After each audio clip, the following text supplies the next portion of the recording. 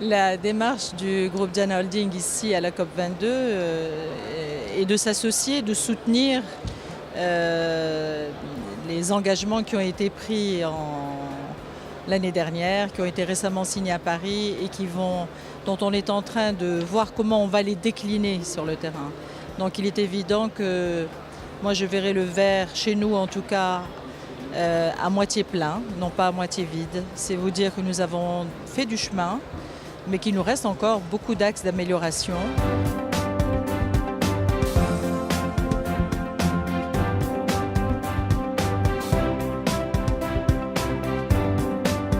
حاولنا منذ بداية فعاليات ملتقى الأطراف 22 باش ننظموا لقاءات متعددة، أزيد من 16 لقاء اللي شفنا فيه أو تحاورنا فيه مع شباب وشابات ومع منتخبات ومنتخبين ومع خبراء ومع نساء من مختلف دول العالم، ووضعناهم في الصورة بما يهدد منطقة البحر الأبيض المتوسط جراء التحولات المناخية.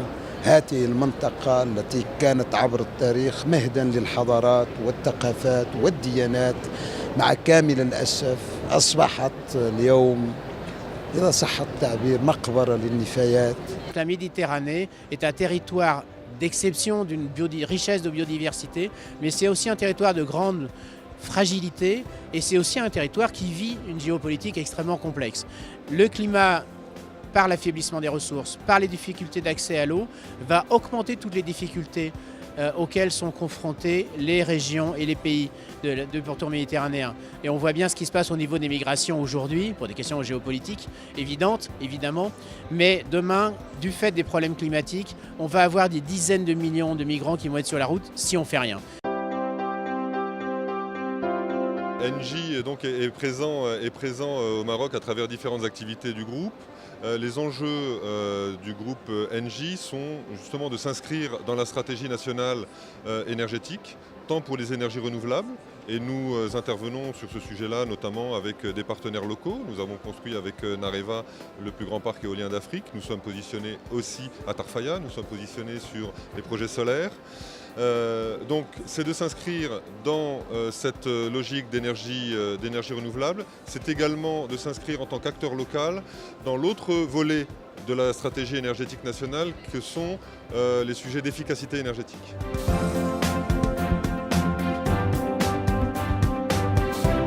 La première action qui a été menée par l'IRSN est de soutenir l'existant en lançant des appels à projets afin de financer des projets de recherche dans lesquels on a des universités, des centres de recherche et des industriels.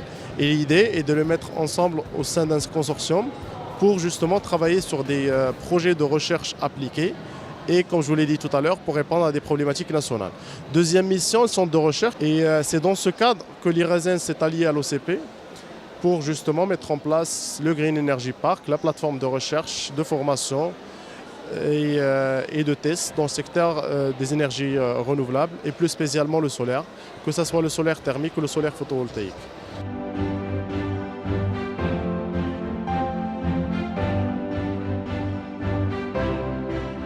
Ici à la COP22, je vais présenter notre prototype solaire qui tient compte des fonctionnalités telles que la régulation et le stockage. Pourquoi ces deux fonctionnalités? Parce que suite à une recherche sur le terrain, les bénéficiaires souhaitent avoir un prototype qui marche toute la journée.